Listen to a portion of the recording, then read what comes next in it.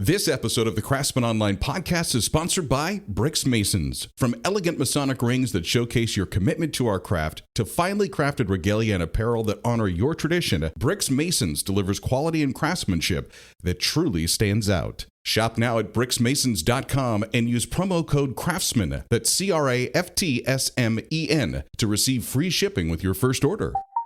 The comments, opinions, and views shared during this program are of those individual Freemasons and do not reflect the official position of a Grand Lodge, Concordant Body, Appendant Body, Masonic Authority, or CraftsmanOnline.com.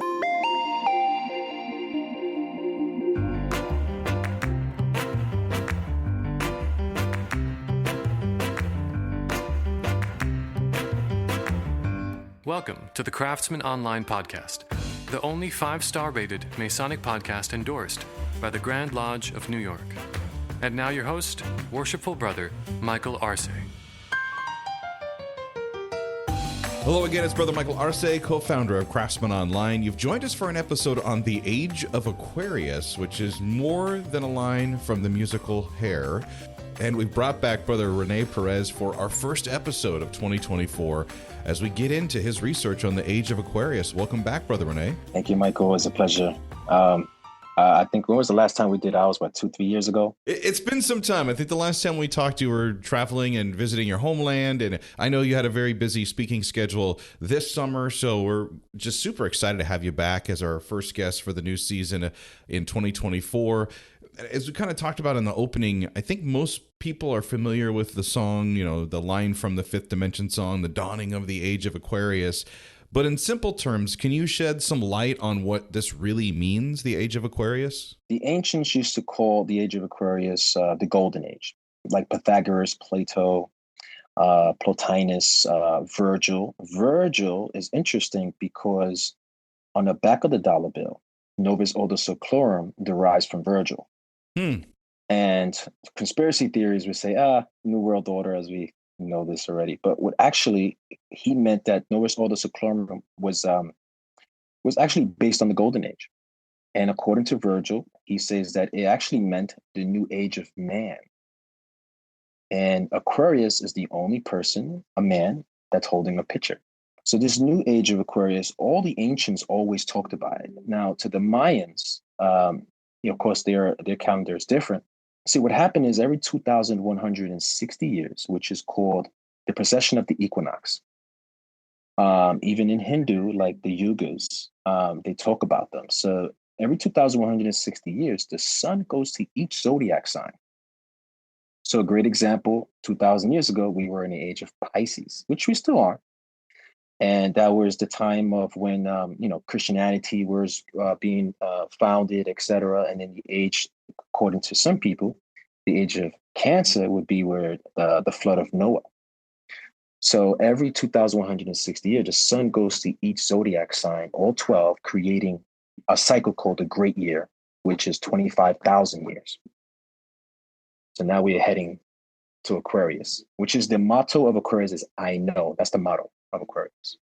I had to put a pin in this really stupid question I was about to ask because it would have been, before people probably even could speak the last time we were in the Age of Aquarius. But what is the significance of the historical passages from time? You've kind of talked about this, 2,000 years ago would have pretty much been at the dawn, the beginning of time for us as humankind. We couldn't even write or speak really at that time. Of course, now there's evidence that humans have survived maybe 26,000 years. I mean, if you talk about the Egyptians, the Egyptian dynasty goes back even 5,000 years. Right. And they understood this kind of ancient science of astronomy, even in Turkey as well. How are they recording these changes or marking during this age, that's when this, and that happened? When I'm going to guess that history at that time was still maybe mouth to ear? Yes, it was mouth to ear. Even Ptolemy, who was one of the Egyptians who wrote on the astronomy, and he was calculating the fixed stars.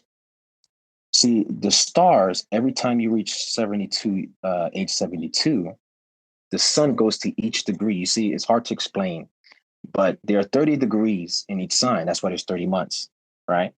So every 72 years and the zodiac sign, like right now, we're in the age of Pisces. And the next 72 years is going to go in 4 degrees. Next 72, 3 degrees. And they understood this. They found ancient artifacts called the Astrolabe. Some people believe that was created by Hypatia, who was a female philosopher from Greece, which because of the murder of Hypatia, which caused the collapse of the Library of Alexandria. So the Egyptians always recorded these ages. For example, if you go to Karnak, right, you see, which is the biggest temple probably in the world. It's all you see is rams, sheeps, heads of sheeps. I don't know if you ever seen pictures of them. That was because that's the age of Aries. So then you have some places in Egypt that have bulls. That's the age of Taurus.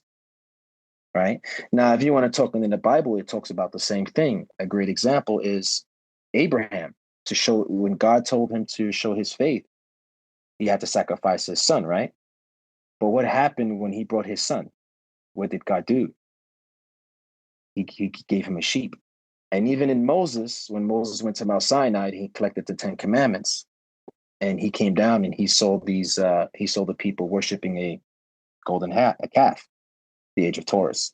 Thank you for that, because this is the part of, it's not really Freemasonry, and we're going to talk a little bit about how there are some connections, and obviously the paper that you've shared with us, which is pretty cool. It's a research paper that Brother Rene put together called Know Thyself, the Age of Man, and we'll share the link so you can download it and read it. Astrology and alchemy, some of the other esoteric arts or philosophies are always impressive to me, because as you go through the degrees, the 3 basic Blue Lodge degrees, we don't necessarily talk about these things, but there's a lot of symbolism that connects to these studies or these practices or these ancient mysteries. And that's what I find so interesting, is how the brothers that do see, and it's the old, if you know, you guys see this and you're like, hey, wait a second, here's a neat little gem that's been left out. What was one of the first astrological connections or zodiac connections that you saw as a newly entered apprentice? One of them is Hiram or Hiram. Okay. So Hiram is the Aries, and esoterically, the way the astrology works is that the body is a human, as above, so below. So whatever happens in the stars happens in the body. So the zodiac signs they correlate to the human body. A great example is, and this is how it's been displayed for thousands of years. All the ancients talk about this. All the alchemists from the 1400s, they all talked about this. And there's images of drawings of them. So Aries rules the head. That's the first sign. Taurus rules the neck and ears. That's the second sign. Then Gemini rules the 2 lungs, the twins, the hands, the 2 hands. And then Leo rules the heart, which is why we get the word lion heart. And then Virgo rules the bowels, the stomach, right? That's why, the polar opposite of Virgo is Pisces, the fish. And she's virgin. She's the Virgin Mary. So this would be Bethlehem, the house of bread. So Virgo's holding the wheat, and you see her in Freemasonry as the weeping widow. Okay, the wheat. You ever seen the image of the? Yeah. Okay. Yeah. Right, and then you have Libra, the broken column, and time, I think, is standing. Yeah. Saturn, okay. Which is Saturn, right? And the reason Saturn is there, because after Virgo is Libra. Saturn is exalted in Libra. Okay. Yeah. So, and this is interesting. So, like zodiac or astrology, I'm not sure if I'm using this term correctly. Like a lot of that ancient mystery kind of can lay right on top of teachings that brothers might be familiar with if they practice the Christian faith. Is that fair to say? Yes. That's very fair to say. Yes. Why is that? A lot of the biblical writings, if you pay attention, they have a lot of astrological references. I'm going to give you a great example. In the Bible, in that part, I think it's Matthew or Luke, but it talks about the Age of Aquarius. It says that one of the disciples asked Jesus a question, and Jesus replies to him, go to the house and you will see a man holding a pitcher. enter that house and he would meet you there. Who's the picture? Who's the man? Aquarius. Hmm. Aquarius is the only one he says water, a water pitcher. It's the only one that's wearing a water pitcher. The only one. The Templars actually know about this as well. They call it the Paraclete, which is called the Holy Spirit, the age of the Holy Spirit. It relates to the age of Aquarius. Yeah, and Saturn rules Aquarius, and Uranus rules Aquarius. It always have. Saturn always rules the golden age. That's why the ancients always say Saturn will always return. Now, one thing that I think is interesting for our listener is just knowing that the dawning of the age of Aquarius is actually a good thing, because it's supposed to represent the coming together of mankind. And I see that, and obviously we turn on the news and we get examples all the time of, unfortunately, shootings that are happening, or we have an election that's tearing people apart and there's division in the country, or just anything that doesn't unite man. How do you see, or are there signs that you're seeing that we're getting close to this coming together of mankind during the age of Aquarius, or is that not an expectation for you anymore? That's a great question. Actually, there has been many Masonic authors and Esoteric authors who wrote about it and has been seeing these signs way before, from the 1930s and 40s. So what I've been seeing, I'm gonna give you a great example, is Saturn is a feminine air sign.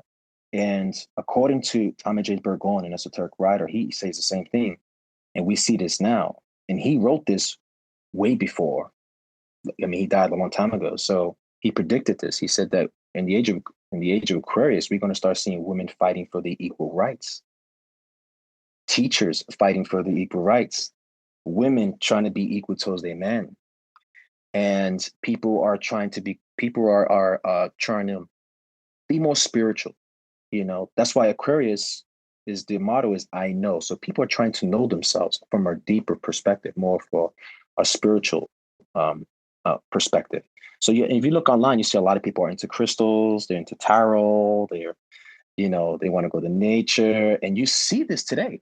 So we are in the age of information. This is the age of I know. Yeah, we're also in this age of Chat GPT and artificial intelligence and machine learning. So really, at any point in the history of man, we're probably at what you could safely say is the smartest point in history for us. And yet we still have this kind of disconnect with each other as we get to know ourselves better. We're losing our connections, our real in-person connections with other people.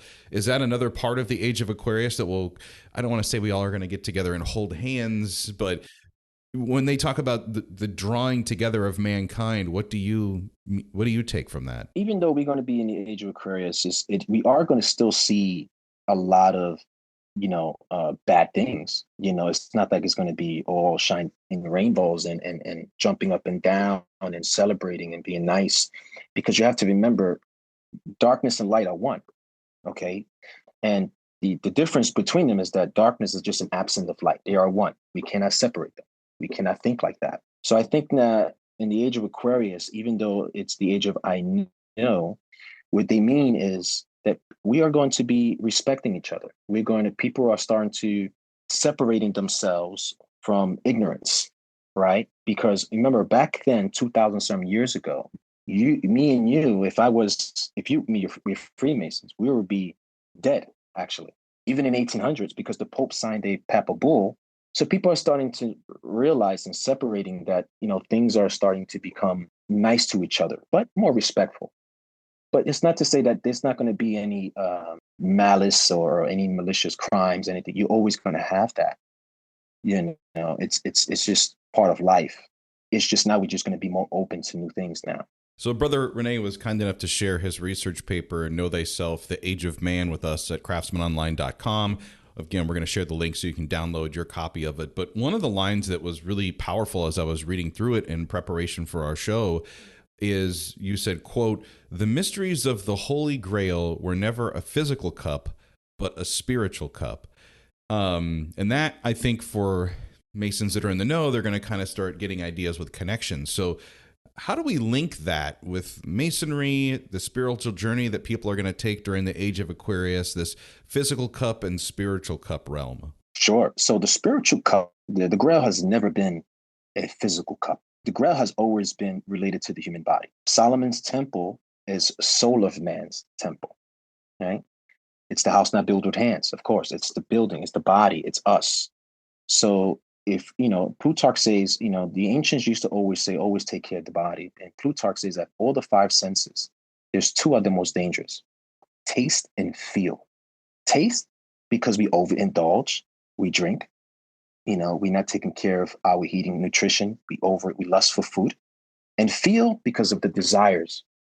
So in a sense, what he's saying is, in the age of Aquarius, men will not be slave to their senses, okay? But we'll be in controlling. Remember, as Masons, we are taught to subdue our passions, okay? We see that all the time, even in martial arts, become a better man, to become better than yesterday. And as Masons, I always say that as Masons, we have to learn to become better. And better in terms of, like, I give you a great example, controlling the ego. It's not to destroy the ego because we need it. It's to just keep it on check. That's why I've been practicing martial arts for a very long time. And to me, I always say this because martial arts and masonry are similar. And martial arts, when you get your black belt, just like in masonry, you get your third degree. A shodan in Japanese means the beginning, right? A master mason, when you get your third degree, you get initiation. Initiation means the beginning. So when you get your black belt, I've seen this in martial art. When people get their black belt, they leave and never come back. Oh, I got my black belt. In masonry, we see that today, right? People come in and they leave. But what they're not forgetting is, because in martial arts, the basics has always been the foundation. Just like in masonry, the basics. Your first degree is the foundation. And they have to remember is that what martial arts teach you, just like masonry teaches us, you're not a master of the art, you're a master of yourself, just like in masonry. You become a master of yourself. And that's the secret, in my opinion, of masonry, is to become better, but to master yourself. And that's what we're all striving to do. And that's what's the goal, in my opinion, to become better than yesterday. The Craftsman Online podcast is now sponsored by BricksMasons.com, our favorite destination for all of our Masonic shopping needs. Whether it's apparel for yourself or a cool gift idea for another brother, make BricksMasons.com your online marketplace where tradition meets innovation. Did you know that Bricks Masons holds a weekly sweepstakes just for Freemasons? Yeah, with no purchase necessary. All you do is simply share your contact information and your Masonic membership details with Bricks Masons, and you're entered. Winners are announced every Thursday for Masons who enter the weekly sweepstakes. And you can increase your chances of winning by referring other brothers to participate and share the contest on social media. Get all the details and enter today at BricksMasons.com. Visit BricksMasons.com and explore their extensive catalog. Elevate your Masonic experience with style and substance. Plus, Craftsman Online podcast listeners use promo code CRAFTSMAN, that's CRAFTSMEN, at checkout to enjoy free shipping with your first order. Brothers, do you remember how you felt when you were first called to Freemasonry? The excitement of each degree? If you can still feel that call of the East, you're encouraged to apply to join the Scottish Rite Northern Masonic jurisdiction. The Scottish Rite offers Master Masons, like you, an opportunity to continue your Masonic journey and delve deeper into our craft through their 29 degrees. And there's an easy way to join the Scottish Rite. It's called Join the Rite Night, a virtual initiation where you can witness the requisite 4th degree and officially become a Scottish Rite Mason. There's 7 opportunities to join online from February 1st to April 25th. Here's what you do. Visit the Scottish Rite online at srnmj.us and click on the Join button. You can also join in person at a Scottish Rite reunion near you. Your journey to the 32nd degree in Freemasonry awaits. Take the first step at srnmj.us and click on the Join button today.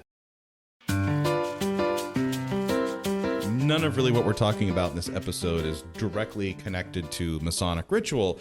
However, Masonic astrology, which I did some research and found that as another rabbit hole that I'm sure you have pursued, does have a deep reference to Freemasonry's connection to the liberal arts of logic and rhetoric. We know that as the trivium, and astrology, arithmetic, and geometry, part of the quadrivium. Rene, how do you explain this cross-section of like esoteric knowledge that exists within astrology and then for lack of a better term, kind of the hidden veils of like ancient tarot cards? So tarot and astrology are one of the same. If you don't understand astrology, you will not understand tarot cards. The tarot, there are 22 major arcana, even though there's 78. The 22 are major because they are related to the 22 Hebrew alphabets. And the 22 are related to the 7 planets, 12 zodiacs, 4 elements, which give us 22. So that's why it's related to astrology. I'll give you an example. If you look at the tarot cards and like the world card and the wheel of fortune, you're going to notice 4 animals there. Now, if you're a Royal Archmason, you see those same, they're called caribs. The caribs are in the Royal Archmason in our chapter. We have them. It's no secret because it's there. Even in the book of Ezekiel, it mentions these 4 cherubs. Because in the Age of Aquarius, what happens is they're talking about the 4 fixed signs in the zodiac: Leo, Aquarius, Taurus, and Scorpio. That's how it works. These are the fixed. So in the Age of Aquarius, these signs were aligned and they would become fixed. That's why in Ezekiel, he says this. He says God had 4 faces. He had a face of a man, Aquarius, face of a bull, Taurus, face of a lion, Leo, and the face of an eagle, Scorpio, because the constellation Agua. I don't want this to sound like a loaded question, but it's another one that just kind of popped in my head as you're talking about this. When you can connect biblical text to astrology or the zodiac, it basically kind of legitimizes both of them. Like, I went out and purchased a copy of the Quran just because I was interested in what it was teaching, and it in the Quran it establishes a lot of the same points early and often that are actually in the Holy Bible as well. I was like, wow, this is so interesting. Which one came first? Is it possible to determine, was astrology and the zodiac pursuit, is that ancient mystery outdating the Bible? Were they kind of written by man at the same time, and that's why there's these similarities? I would say astrology came first because it's a science, but it's also a language, right? If you don't, in order to understand astrology, you have to understand the language because it has symbols, right? And these symbols were a language. And the glyphs, they have certain glyphs. And astrology comes from astro, and logi means of, like psychology, like the word logos comes from the word. So astro means light, and the logos. So if you think about it, it's the word of light or the word of God, as some people would say, some astrologists would say. But it comes from astronomy. The ancients were astronomers. Everything was written in the stars. Is that as above, so below, as in earth, as it is in heaven. What's also so fascinating to me about astrology is, one, there's the study of the movement of the planets and the celestial bodies, right? And there's been a couple instances in life where I was just like, wow, like, how did these guys know that? Like, my wife and I went down to Mexico, and we're looking at some of the pyramids that existed down there. And you look at, one, there's the craftsmanship. Like, how did they cut the stones? How did they put these things all together? But then 2 is like, how were they able to build this so that it was at the exact place where the sun or the moon was at this time, on this day, at this hour, to make this all line up to do this amazing thing? And could you imagine being the guy that literally your life depended that this all happened, right? So there's that. And then kind of like what I love about Freemasonry too is where we take a lot of the operative tools of Freemasonry and we add some of that, age-old sagey wisdom, and we inject it in there and speculatively say, oh, well, yes, you could use this thing to do this thing, but as Freemasons, you could also use it for this and that. Is that kind of that both sides of the coin that has always drawn you to astrology, that search? Oh, yes. Like, some people believe, and there's a book called The Lost Star by his last name is Cruton. But he gets this idea from the Hindus system. And also there are some astronomers who actually are backing this up. Because you asked a great question about how did they know the science? How were they cutting and stuff? It could have been because of the golden age, as I was saying. So some scientists believe that we actually live in a binary solar system, meaning the second sun would be Ceres. Okay. And the Egyptians always calculated Ceres. They always worship Ceres. In fact, there's a tribe in Africa called the Dogon because they worship the dog star Ceres. Ceres in the Egyptian the Greeks call it Sothis. In Egyptian, they call it Isis. Familiar with that name? Yep.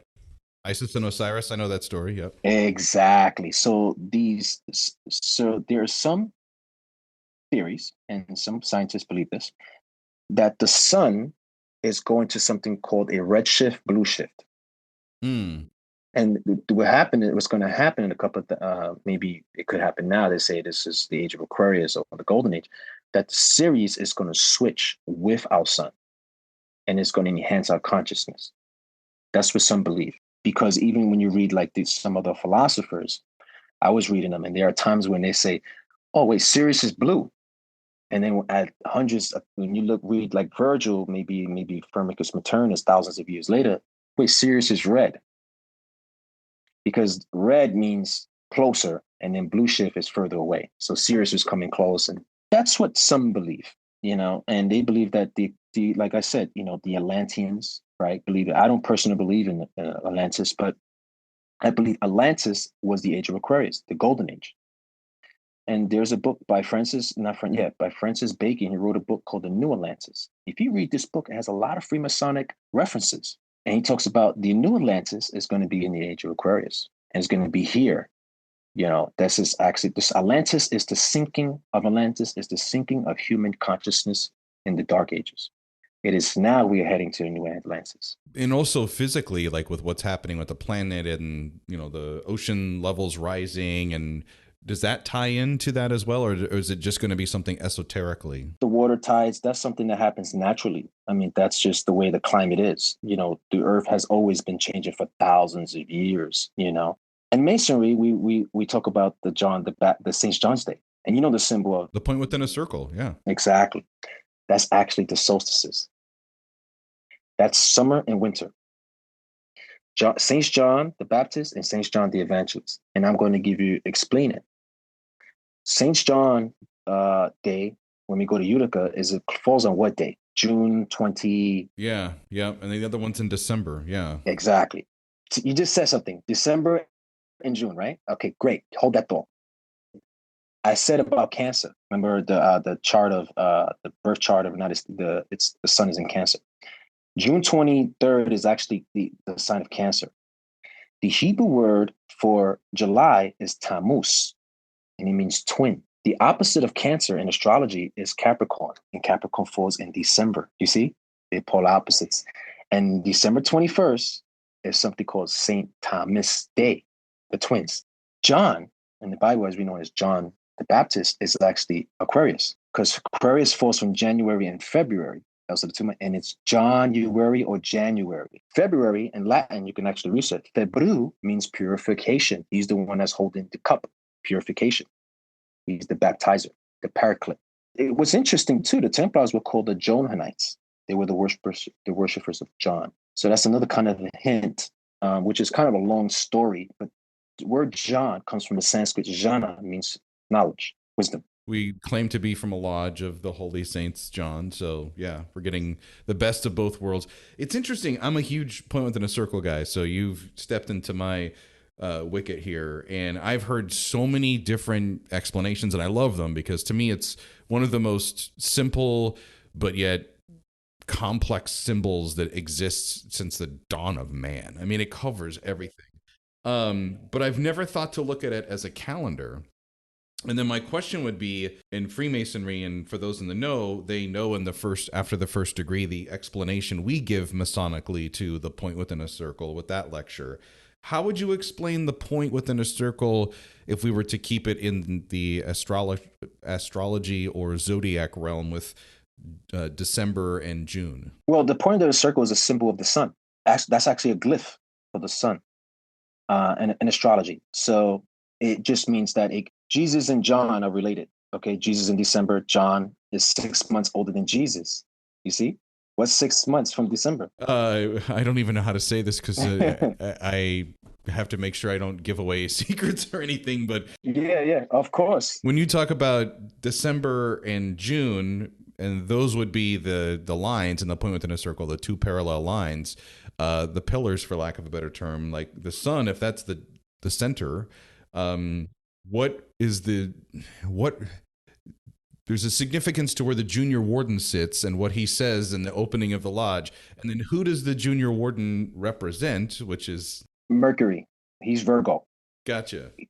Because and this is not a secret, but the duty of the junior warden, he does the food, right? Well, I was thinking in another path. I was thinking, the junior warden represents Hiram Abiff, our ancient operative grand. Yeah. Oh, yes.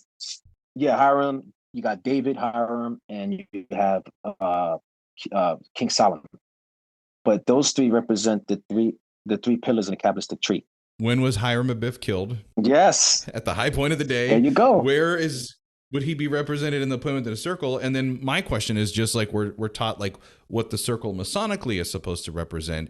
Astrologically, is the circle now the path of the sun or the planets or the solar system? Is that what that circle means? What do you think it means? So it is.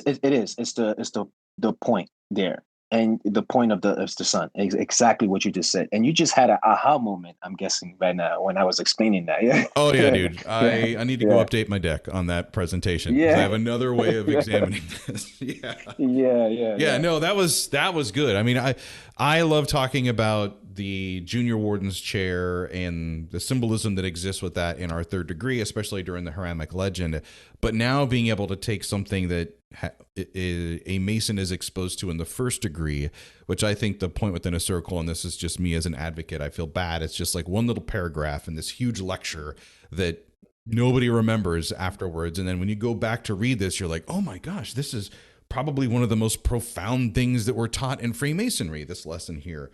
And another way to consider it or illustrate it is what you've just laid out. And to me, that's beautiful. So yeah, this episode was well worth the price of admission.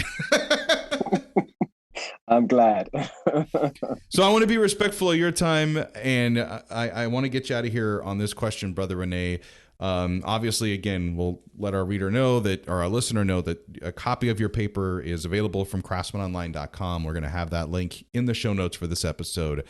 But what I found really fascinating, and you got to see a little bit